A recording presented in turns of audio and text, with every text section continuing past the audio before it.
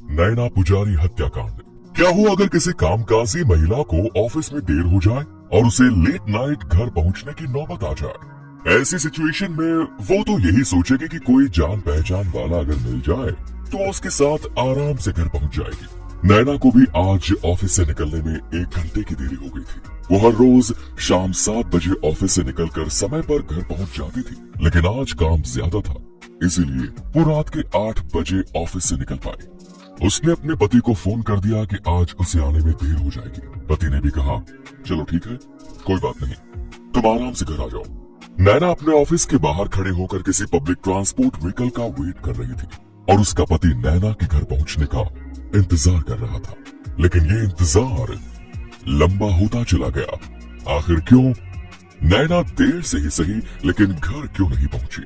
इस पूरी घटना के बारे में हम आपको एक एक डिटेल बताएंगे, बस आप हमारे साथ बने रहिए। नैना पुजारी पुणे की रहने वाली थी और एक कामकाजी महिला थी। उनके पति का नाम अभिजीत था। दोनों ने आपस में प्रेम विवाह किया। आगे चलकर नैना ने पुणे के खराड़ी में मौजूद सिंक्रोन आईटी कंपनी में एक सॉफ्टवेयर इंजीनियर के तौर पर नौकरी ज्वाइन की। वो रोज सुबह 7 बजे घर से ऑफिस के लिए निकल जाया करती थी। घर से ऑफिस काफी दूर था, इसीलिए उसे जाने आने में भी वक्त लगता था। ऑफिस से छूटने के बाद वापस घर आने में भी शाम के 7 बज जाते हैं। वो ज्यादातर कंपनी की बस के जरिए ही आया जाया करता था, लेकिन कभी कभार घर से ऑफिस आने जाने के लिए पब्लिक ट्रांसपोर्ट को भी यूज करती थी। नैना अपनी कंपनी के बाहर खड़ी होकर किसी साधन का इंतजार कर रही थी, लेकिन उसे कोई साधन नहीं मिल रहा था। इस बीच अभिजीत अपने घर में पत्नी का इंतजार कर रहा था, लेकिन लगभग 4 घंटे बीत चुके थे। ना तो नैना घर पहुंची और ना ही उसने फोन किया। अभिजीत ने जब अपनी तरफ से फोन लगाया तो नैना का फोन भी स्विच ऑफ मोड में चला गया। इसके बाद अभिजीत ने नैना के साथ काम करने वाले लोगों से पूछताछ की तो उसे जानकारी मिली कि नैना तो काम खत्म करके घर के लिए निकल चुकी थी। लेकिन अब ये चिंता का विषय होता जा रहा था कि आखिर नैना चली कहाँ गई और उसने फोन बंद क्यों किया, या उसका फोन बंद क्यों आ रहा है। नैना एक सादा सिंपल स्वभाव की महिला थी जो लोगों के साथ मिलजुल कर रहा करती थी। उसकी किसी से ऐसी कोई दुश्मनी नहीं थी कि कोई उसके साथ बदले की भावना से पेश आए। काफी समय बीत जाने के बाद जब अभिजीत को कोई उपाय नहीं सूझा तो वो सीधा पुलिस स्टेशन गया और उसने अपनी पत्नी के बारे में पुलिस को सब कुछ बता दिया और उसकी गुमशुदा होने की रिपोर्ट दर्ज कराई। सारी रात इसी परेशानी में बीत गई। अभिजीत ने इस बात की खबर अब तक अपने रिश्तेदारों और आस पड़ोस के लोगों को भी दी थी। धीरे धीरे वो सभी नैना को लेकर परेशान हो गए और अपने अपने तरीके से ढूंढने की कोशिश करने लगे। पुलिस भी नैना को ढूंढने की कोशिश कर रही थी। देखते ही देखते ये दिन भी बीत गया। 9 तारीख को पुलिस को सूचना मिली कि जरा बाड़ी के जंगलों में एक महिला का शव मिला है। पुलिस उन जंगलों में पहुंचती है और अपने साथ अभिषेक को भी लेकर गई, क्योंकि शिनाख्त उसे ही करनी थी।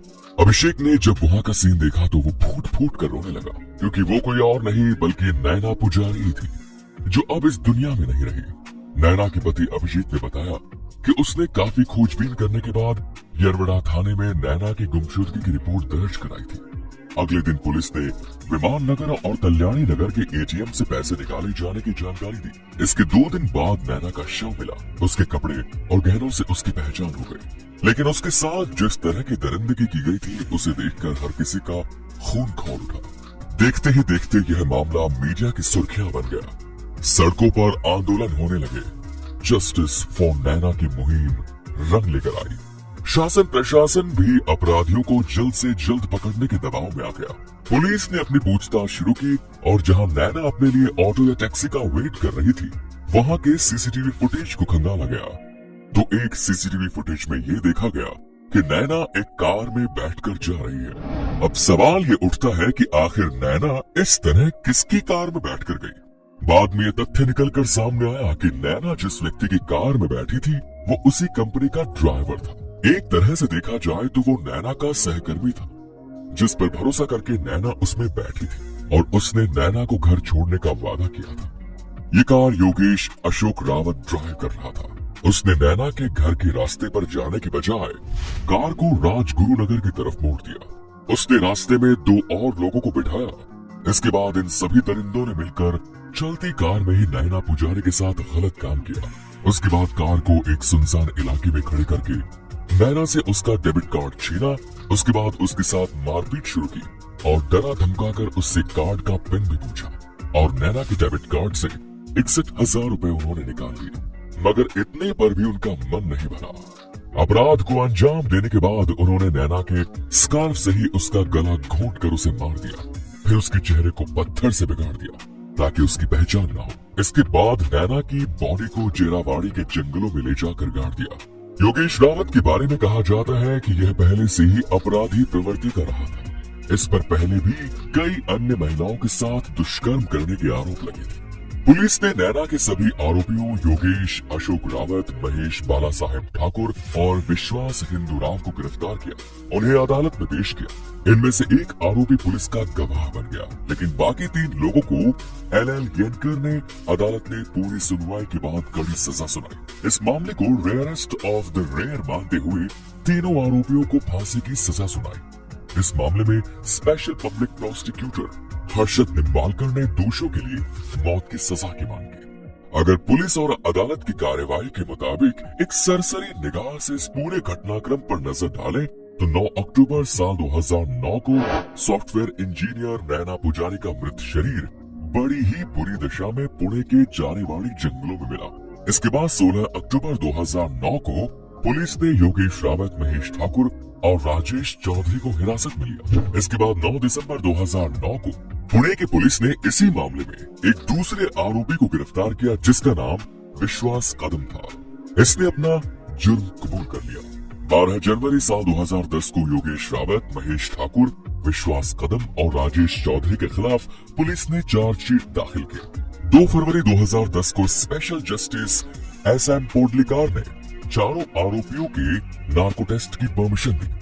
30 अप्रैल 2010 को इस मामले में हर्षद निम्बालकर को विशेष सरकारी वकील अपॉइंट किया गया। इसके बाद 17 सितंबर 2011 को main accused Yogesh Rawat jail से ही अस्पताल ले जाते समय पुलिस कस्टडी से फरार हो जाता है और इसके बाद वो 2 साल फरार रहा। जून 2013 में इसे महाराष्ट्र के शिरडी से पुलिस ने दोबारा गिरफ्तार किया।